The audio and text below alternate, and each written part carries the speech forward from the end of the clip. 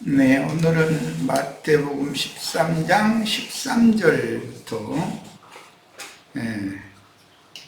자료 말씀 들어갑니다. 그러므로 내가 그들에게 비유로 말하는 것은 그들이 보아도 보지 못하며 들어도 듣지 못하며 깨닫지 못함이니라. 그들은 바닷가의 무리들이죠. 주님의 말씀에서 그들이라고 했는데 적의 지난번 번역이 이렇게 됐죠. 는 바닷가의 무리요. 너희는 이제 제자들을 말하는 것이에요. 본문에서 그들에게라는 말씀은 영이 교만하거나 영의 일에 대해서는 무관심하고 현실적인 현세에 관한 일만 생각한다. 짐승의 마음을 가진 바닷가의 무리입니다.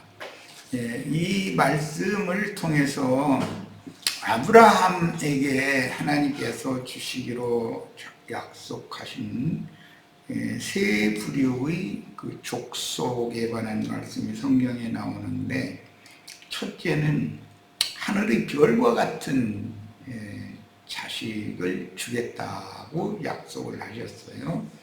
그것은 이제 영적 장자권자들을 염두에 두신 말씀이었어요.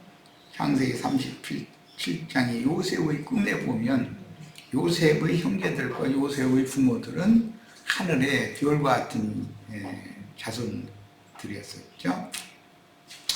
그리고 바닷가의 모래와 같은 자손도 주겠다, 또 이렇게도 약속을 했어요. 그런데 오늘 여기 나오는 그들 비유로 주님의 말씀을 들려주고 그들이 계시를 받지 못하는 자들, 믿는다 하는데도 그런 자들은 성경에서 바닷가의 모래와 같은 자손들이라고 비유를 한다. 계시록에서도 하늘에서 그 사탄이 떨어지면 바닷가의 모래 위에 쓴다, 이렇게 되어 있죠. 마지막으로 이제 이방인들에 대한 말씀을 하실 때는 땅의 티끌과 같은 많은 자손을 주겠다, 이렇게 표현을 했어요. 그러니까 아브라함에게 세 자손이 약속이 이미 돼 있었던 것이죠. 자, 그래서 그 당시 자칭 하나님의 선민들이요, 하나님 나라의 백성으로 자처하던 그들은 구속받고 온전케 된 의인의 영들에게 상속해 주실 천국, 하늘들의 왕국, 이들은 하늘의 별과 같은 자손들이겠죠. 우리는 장작교회가 다 하늘의 시온산에, 하늘의 예루살렘에 이런 자들이라고 그랬으니까 아브라함의 자손들 중에 어떤 부류가 장자, 하나님의 상속, 영적 상속권자들이, 영적 상속권자들의 교회라는 것이 성경이 누구를 말하는지는 이제 금방 알 수가 있죠.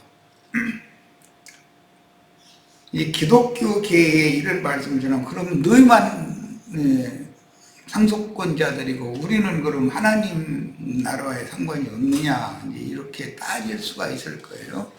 이제 그들에게 이런 진리를 가르쳐야 돼요. 하늘에 거하는 자들, 땅에 거하는 자들, 바다에 거하는 자들이 나오는데, 아브라함에게 하늘의 별과 같은 자녀를 주신다는 약속도 했고, 바닷가의 모래와 같이 많은 자녀도 주신다고 그랬고, 땅의 티끌과 같은 많은 자녀를 주신다고 그랬다.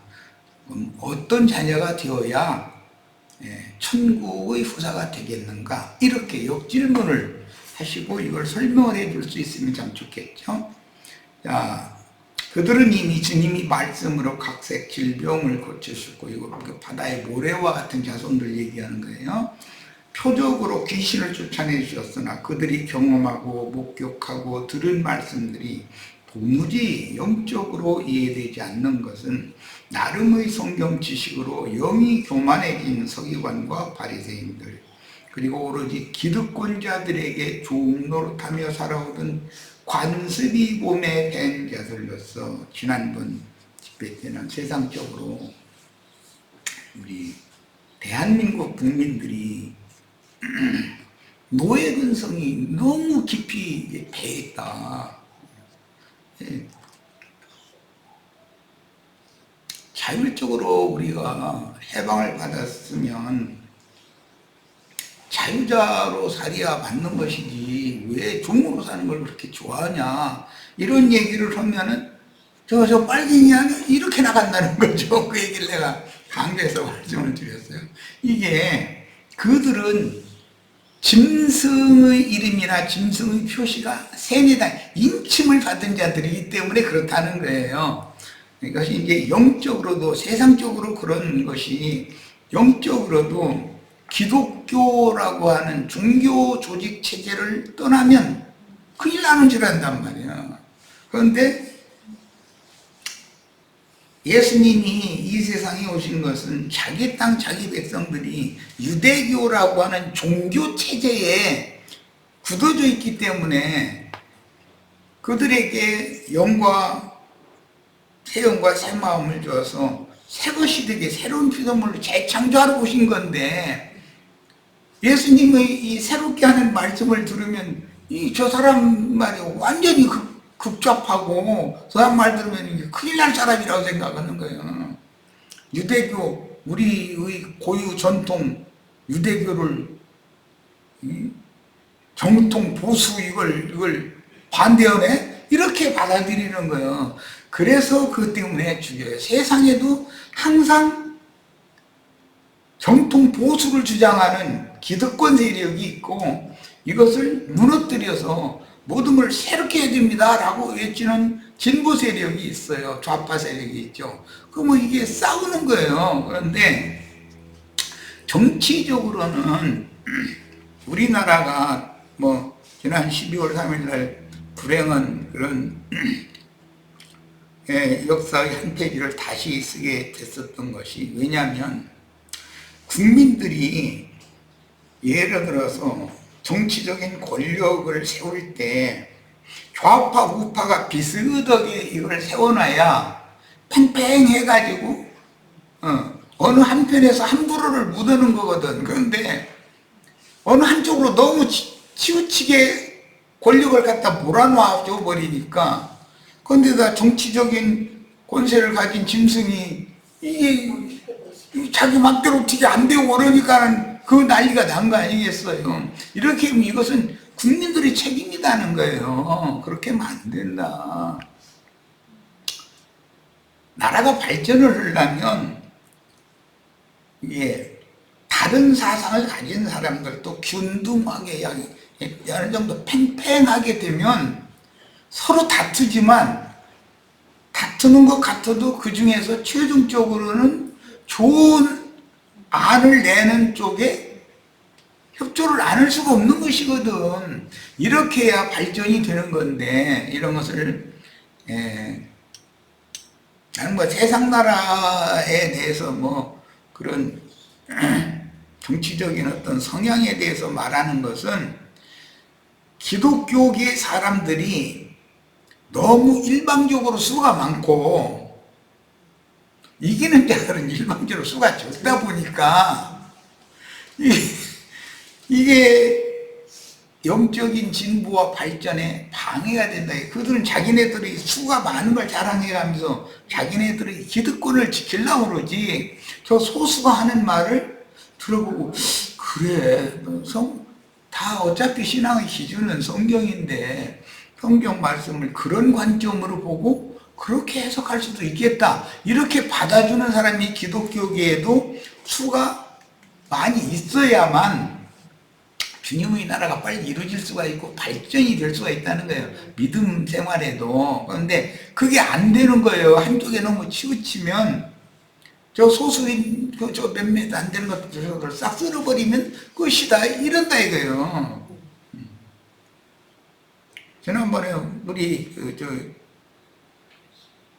이제 지금은 자기 집에서 사는 것 같은데, 내가 보기에는 자기 집에서 편안하게 그렇게 오래 살까 싶지는 않고, 이제는 새 세상이 왔기 때문에 그 사람 가만 놔두질 않거든.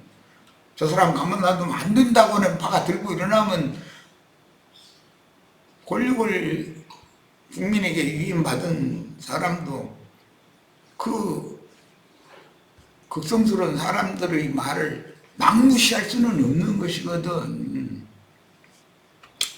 그러면 내가 보기에는 다시 잡혀갈 날이 오지 않았다고 나는 보는데, 그건 모르지. 이제 뭐 어떻게 잘 기술적으로 잘 근심복마해가면서 서로 이렇게 작은 상대하고 같은 백성끼리 이해하고 질시하고 그렇게 않고도 하는 방법을 찾아내면 참 그게 이제 세상적인 정치력이고 그건 굉장히 훌륭한 사람인데, 그렇게 되기를 바라지만 그것은 내가 생각할 때는 워낙에 이렇게 찍어 누르고 막 이렇게 못쓸 짓을 너무 많이 해놨기 때문에 그렇게 당한 사람들이 가만히 있으려고를 않거든.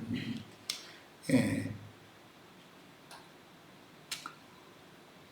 세상 나라의 이치가 이런 것은 기독교계와 장자들이, 하늘에 거하는 자들이 왜 박해를 받고 순교자가 많이 생겨나서 그 피의 양이 채워지고 해야 되는 일이 왜 생기는가를, 원리를 지금 말씀을 드리는 거예요. 예. 그리고 우리는 어떤 신앙을 견고하게 끝까지 지켜야 할 것인가, 이런 것을, 이런 말씀을 통해서, 이게 천국의 비밀이기 때문에 세상 나라의 비밀이 곧 천국의 비밀에 대한 표상이 되는 거 아니야. 그래서 이제 이해를 시키기 위해서 이런 말씀을 드리는 거예요. 나는 더 이상은 이렇게 막 서로를 미워하고 이렇게 하지 말고 서로 발전적이고자 좋은 대화를 통해서 좋은 대안들을 잡고서 어떤 문제가 생기면 그걸 잘 해결해 나가고 잘 추스르고 할 수 있는 대안, 좋은 안들을 많이 이렇게 양편에서 내가지고 잘 해나가기를 원하지만, 그런데 너무 이 골이 깊어. 내가 가만 보기에는 어떤 투표를 할 때도 보면 전라도는 전라도대로 그냥 완전히 몰표, 대구 경북은 또 완전히 몰표. 이거는 이게 나라의 발전에는 좋은 일이 아니라고 나는 보는 거예요. 뭐 이래서 해야 되겠는가. 어느 정도 서로가 균형을 잡고 그렇게 해야 이웃끼리도 잘 좀 어울려야 되고 이게 하나가 되고 그래야 되는데, 이런 문제를 해결을 잘 해나갈 수 있는 훌륭한 지도자가 좀 나와서 국민들을 잘 설득하고 이렇게 했으면 좋겠는데, 그건 내 맘뿐이지 세상 사람들은 내 고집은 누가 말려 막 이러고 자기 너무 외골스럽게 하지 말라고 그러면 성질내고 이러니까 그게 잘 안 돼요. 이 동네 괜히 이발소에 가서 머리 깎으려고 이발소 갔는데 괜히 성질 사람이 와서 그냥 한 소리 들어오고 나하고는 안 맞는 얘기를 그냥 했어요. 아이고, 저는 정치 얘기 별로 하고 싶지 않습니다. 그렇게까지 하는데도 그러면 그만둬야 될 거 아니야. 근데 몇 시까지 죄가 있는데 그런 사람이 대통령님 쓰겠어요 안 되겠어요 막 쓰겠는지 안 되겠는지 그게 문제가 아니라 그 사람이 그 몇 시까지 죄라는 것은 그건 다 분명 쓴 것이고 뻔한 건데, 몇 년 동안을 검사들을 다 동원해서 그렇게 파고 뒤졌는데도 감옥에 보낼 만한 거리가 없으니까 못 보낸 거 아니야. 그러면 그건 누명 씌웠다는 게 뻔한 거 아니야. 그렇게 생각을 해야지. 그냥 떠드는 얘기대로만 그렇게 일방적으로 그러면 생각이 너무 없는 거예요. 내가 보면 이런 할아버지들하고 내가 여기서 괜히 머리 깎으러 왔지 말 같은 걸 온 것도 아닌데 정말 너무 단순하게 그렇게 엉뚱하게 막 주장하면 이게 정말 못 방아들 못해가지고. 우리 형제자매님들은 성경을 읽을 때 깊이 생각해보고,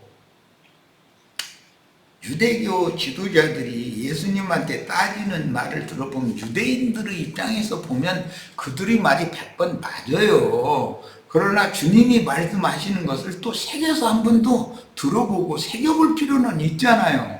그러면은 생각이 좀 트이고 넓혀지기만 한다면 얼마나 좋았겠어요. 그런데 그들에게는 할 수 없이 비유로만 말할 수밖에 없었던 것은 그들은 봐도 보지 못하고 들어도 듣지 못하고 마음으로 깨닫지도 못하는 자들이기 때문에 직설적으로 얘기하면 싸우려고 덤비니까 비유로 말씀하셨다네요. 그런데 나는 이발소 그 할아버지들한테는 비유로 말할 거리도 없더라고요. 말이 안 되니까 뱃살이 달라붙어서 막 궁박적으로 이렇게 아니 내가 뭐라 한 것도 아니고 나는 아무도 않고 있는데 이런 식이면 되냐 이게요. 그래서 야, 이 강원도도 대군 앞이 있었구나 그런 생각을 했었거든. 나 젊을 때 여기 한영배 형제, 이영호 형제랑 같이 보험회사에 무슨 납품 보러 다닌다고 대구 갔더니 사람들 진짜 미리 내가 대충은 알고 갔지만 사람들한테 괜히 정치 얘기하는데 끼들었다가는 큰일 나는 것이 나 여기 입 딱 다물고 밥 딱 먹고 얼른 나와야 되고 그땐 참 무서운 시대에 있었었죠. 뭔가 반대는 말하면 누군가 벌써 경찰에 전화해가지고 쥐두새도 모르게 알려가지고서 밥 다 먹고 나가기도 전에 경찰에서 딱 붙잡아가서 족치고 그러는 동네에 있었잖아. 이렇게 하면 되겠냐는 거예요. 우리는 이런 생각을 좀 생각을 넓히고 어떤 사안에 대해서 그때 당시 유대인들이 자신들의 그 장로들의 유전이나 전통이나 그런 것이 당연한 것이라고 그들은 수천 년을 세례당에 와 있었기 때문에 예수님이 갑자기 나타나서 이렇게 이상한 얘기만 했으니까 그들이 듣기엔 얼마나 이상한 얘기일 거예요 이게. 그런데 그 중에서도 12 제자들이 아무것도 아닌 사람들인데 무식한 어부들인데 주님의 말씀에 대한 그 말귀를 알아들었다는 게 이게 비밀 아니겠어요? 오늘 우리들이 얼마나 지금 우리 형제 자매들이 정말 비밀스러운 분들이요. 내가 이런 같은 성경을 이렇게 풀이를 하면은 기독교인들한테는 이렇게 함부로 말을 못하죠. 근데 이렇게 나가면 신학은 무슨 신학을 했길래 그러냐 이렇게 나가버리고 교파는 뭐냐 막 이렇게 나가고 이러거든. 왜 사람이 들을 귀가 없다는 것, 볼 눈이 없다는 것, 깨닫는 마음이 없다는 것이 이것이 하나님의 저주인데 이게 사실은 거기에 그들이 갇혀있는 것이 옥에 있는 자들인 것이고 이런 얘기를 좀 우리들이 다 알아들을 수 있다니 참 감사하게 생각하시길 바라요. 그래서 이제 이런 것이 영적 불구자의 심령 상태다. 영적으로는 마음이 감긴 소용들이요, 영적으로는 귀신에게 잡혀서 영의 말씀이 전혀 들리지 않는 귀머거리들이요, 저주받은 영혼들이다. 이런 자들은 영의 일을 말하면 아예 귀를 틀어막고 생명이 풍성한 진리의 말씀은 듣기를 싫어한다. 14, 15절로 갑니다. 이사야의 예언이 그들에게 이루어졌으니 일러스되 너희가 듣기는 들어도 깨닫지 못할 것이요. 이사야가 이미 이런 것을 이미 예언을 해놨다는 거죠. 보기는 보아도 알지 못하리라. 이 백성들의 마음이 완악하여져서 그 귀는 듣기에 둔하고 눈은 감았으니 얘는 눈으로 보고 귀로 듣고 마음으로 깨달아 돌이켜 내게 고침을 받을까 두려워하리라 하였느니라. 이게 좀 마지막 말씀이 좀 어려운 표현이죠. 이는 눈으로 보고 귀로 듣고 마음으로 깨달아 돌이켜서 내게 고침을 받을까라고 이렇게 해서 좀 번역이 받는 것을 그들이 그렇다는 거예요. 그들이 눈 멀고 귀 막히고 완악해서 깨달음이 없는 그들이 고침받는 것을 거부한다 이거예요. 우리들이 예를 들어서 예를 들어서 5.18 얘기 이제 이런 얘기를 하는데 광주 금남로에 가서 하여튼 전대 앞에 가서 어떤 술집에서 술을 한잔 한다. 그런데 5.18은 공산당이 쳐들어와 가지고서 이렇게 해서 폭동을 일으킨 거야. 이제 그런 얘기를 만약 했다 그러면 그럼 맞아 죽어. 그럼 죽을까 뭐 얘기해야 돼. 대구 동성로에 가서 광주 그 사태 난 것은 전두환이가 조작해가지고 그렇게 해서 군인들 동원해가지고 공수부대 동원해가지고 백성들 가슴에다가 총 쏜 거다. 이것은 있을 수 없는 일이다. 만약에 대구 동성로에 가서 식당에 들어서 밥 먹다가 쓸데없이 그런 얘기를 해야지. 예를 들어서 그랬다가는 쥐두새도 모르게 끌려와서 맞아 죽어버려. 이게 좋은 나라냐 이거예요. 이런 나라를 이것을 문제를 해결해야 되잖아요. 그런데 세상 나라가 그렇듯이 기독교계에는 자기네들의 그 고정관념이 있어서 당신들이 지금 신부제도, 목사제도, 성당, 예배당 그런 건물을 지어놓고 거기에서 이렇게 설교권이 있다고 그런 걸 주장하는 사람들이 일방적으로 가르치는 그것은 성경을 보는 눈이 밖에 기록한 말씀만 보는 것이지 또 기록된 안에도 기록된 성경은 안 밖으로 기록된 것인데 두 말씀을 다 합당하게 성경의 흐름에 맞춰서 성령의 감동에 따라서 이것을 영과 생명의 말씀으로 잘 소화하고 이해하는 것이 필요하다. 이렇게 말하면 사람들은 성경을 문자대로만 해야 된다고 빡빡 우기는 사람 노골적으로 그런 사람도 있고 자기네들이 하는 것이 영적 해석이 맞다라고 주장하는 사람들이 대부분이다 이거예요. 그들의 영적 해석이 과연 맞느냐라는 걸 생각을 해봐야 되거든. 근데 사람이 남의 말을 듣고 수용해 준다는 것은 우리 가정생활을 해와도 남편이 아내 설득하기 쉽지가 않아요.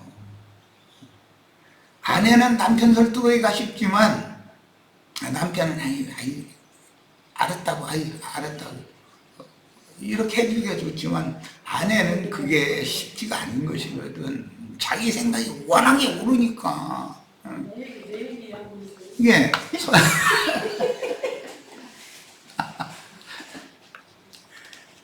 뭔 얘기를 하면 이치적으로 생각하고 판단을 여러 면으로 판단을 하고 합당한가를 생각을 해야 되는데 내가 생각이 옳다 하면 남의 말을 받아들일 마음 자체가 없는 거예요.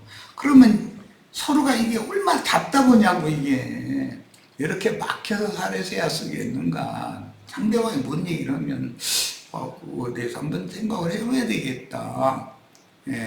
모든 것이 합리적이고 이치적이고 모든 것이 합당한가? 그러면 그렇게 해야지. 그런데 이게 쉽지가 않다는 거예요.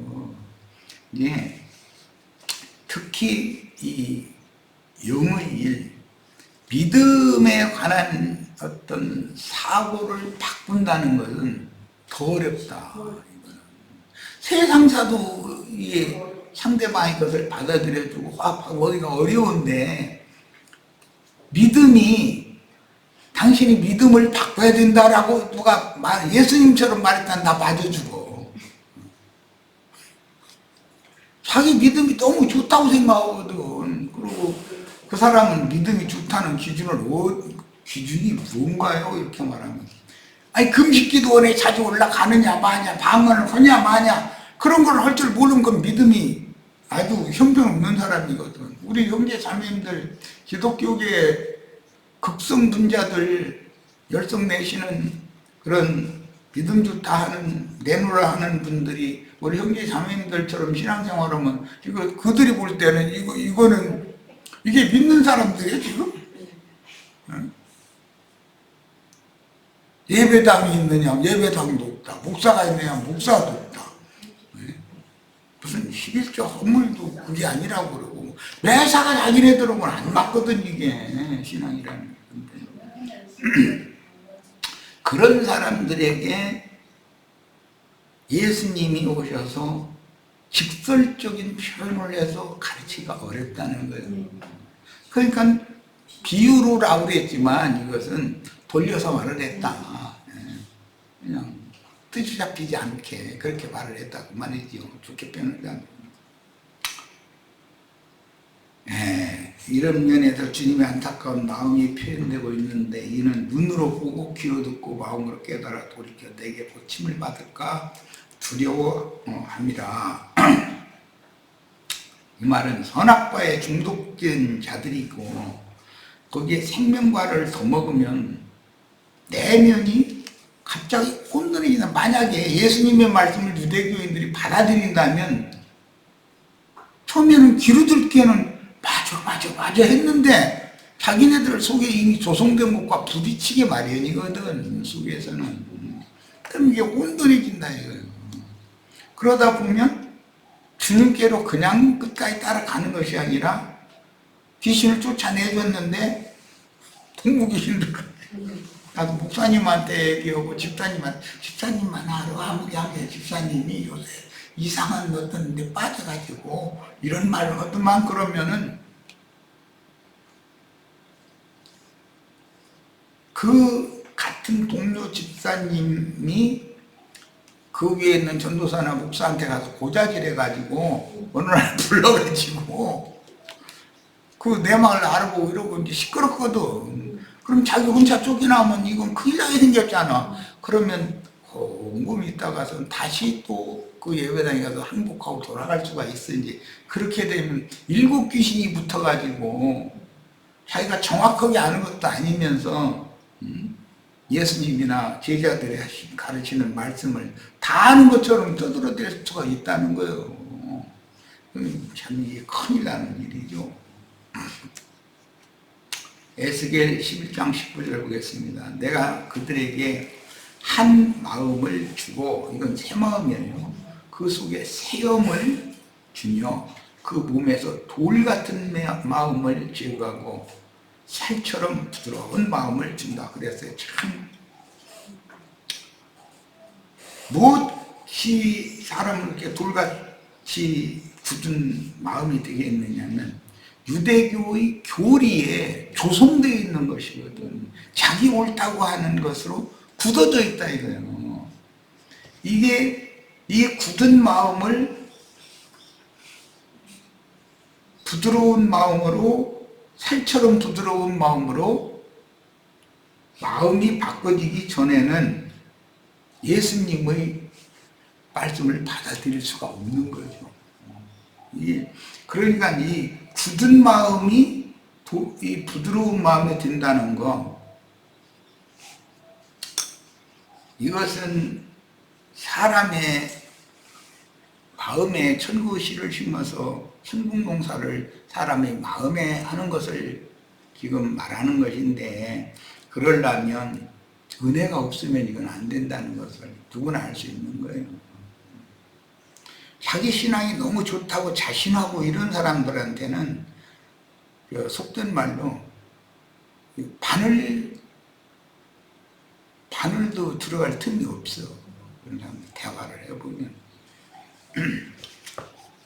에스겔 36장 26절에도 똑같은 마음이 있어요. 또 새 영을 너희 속에 두고 새 마음을 너희에게 주게. 너희 육신에서라는 건 이 몸을 말하는 것이 아니고 육적 자아로 굳어진 그 마음에서, 그 굳어진 육적 자아의 옛사람의 관념으로 굳어진 마음을 제거하고 부드러운 마음을 준다. 부드러운 마음을 준다는 건 상대방이 하는 말을 한 번 더 생각을 좀 해보자, 이런 마음을 주셔야 된다는 거예요.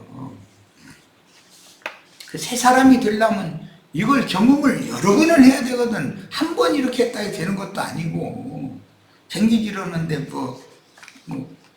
처음부터 그냥 와서 쟁기대고서 막 파는 것도 아니고 호미로 해다가 삽으로 하다가 나중에 쟁기로 하고 이게 좀 순서대로 부드럽게 해주기를 바라지 사람이 대뜸 갖다가 쟁기로 막 몰아버리면은 경운기 갖다 몰아버리면은 사람이 좋아하나 사람 나 죽는다고 난리지. 사실은 그게 그 마음 다시 뒤집어져야 되는데 경운기 딱 갖다 대서 하면 흙 다 뒤집어져 버리잖아. 그런데 그게 사람이 뒤집어진다는 게 쉬운 게 아니라는 거예요.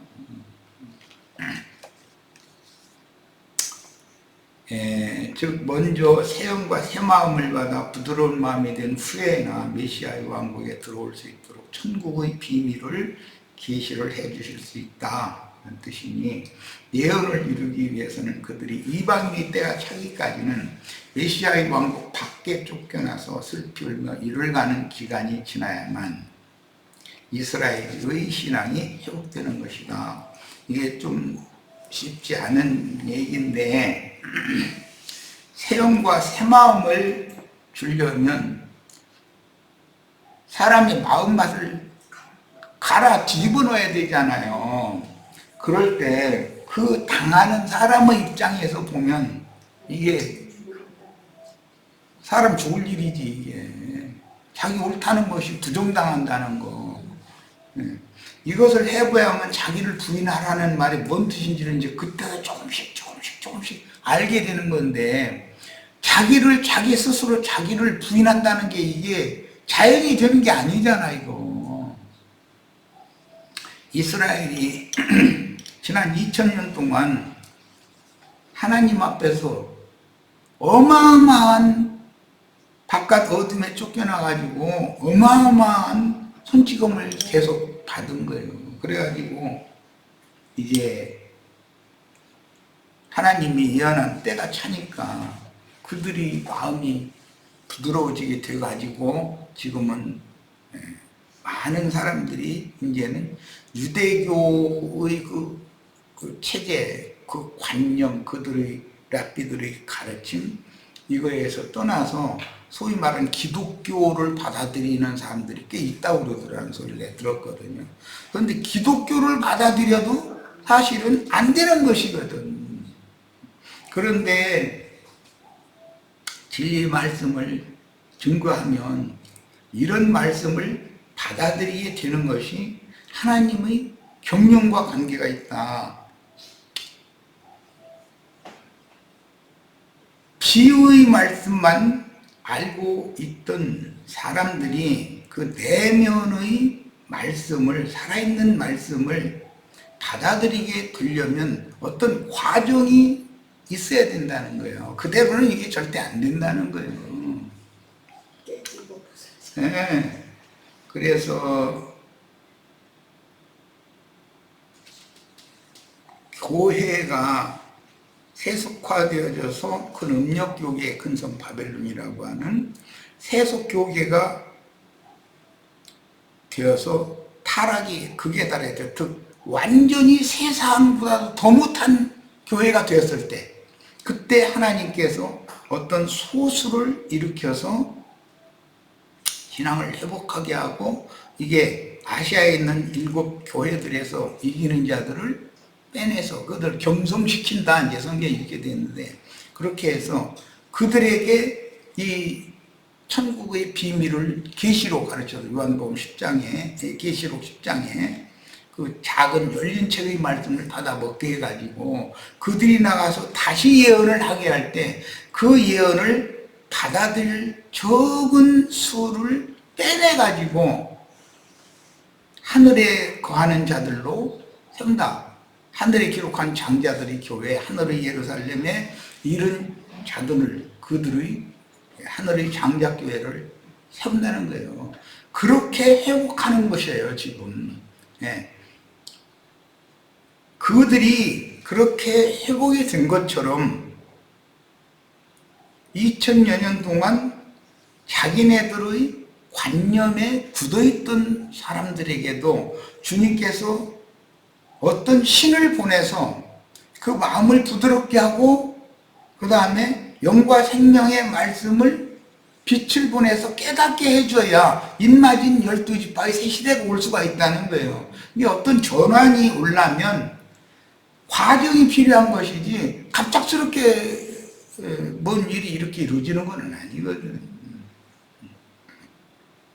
우리 형제 자매님들은 이런 하나님의 그 새 일, 하나님의 우주 경영을 위한 일에 크게 다 쓰임을 받는 그런 이상과 계시가 다 밝아지기를 바랍니다. 자, 첫 시간 여기까지 해서 마칩니다. 잠시 쉬었다 이어갑니다.